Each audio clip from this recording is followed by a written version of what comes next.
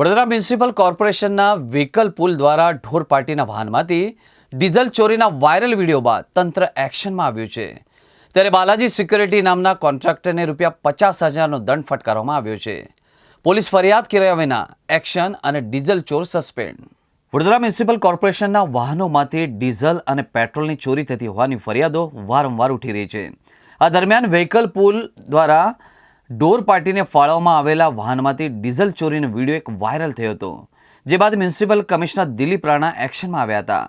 તેમણે કોન્ટ્રાક્ટર બાલાજી સિક્યુરિટીને ₹50,000નો દંડ ફટકાર્યો હતો, જ્યારે ડીઝલ ચોરી કરતા કર્મચારી ચિરાગ જેઠવાને છૂટા કરવામાં આવ્યા હતા। કોર્પોરેશનના વાહનોમાંથી ડીઝલ ચોરીના બનાવ રોકવા પોલીસ ફરિયાદ કરવાના બદલે કોન્ટ્રાક્ટરને માત્ર દંડ કરીને સત્તાધીશોએ સંતોષ માણ્યો છે। ઢોર પાર્ટીના વાહનો ક્યાં ફરે છે અને કેટલુંક ડીઝલ વપરાય છે તે માટે લોગબુક રાખવાની હોય છે। કોઈ લોગબુક મેન્ટેન થતી નથી। જો ડીઝલના વપરાશનો હિસાબ રાખવામાં ન આવે તો ચોરી થાય એ સ્વાભાવિક છે। આથી વિશેષ ચોરીનો બનાવ પ્રકાશમાં આવ્યા બાદ પણ પાલિકાના અધિકારીઓને પોલીસ ફરિયાદ કરવાનું કેમ ટાળે છે?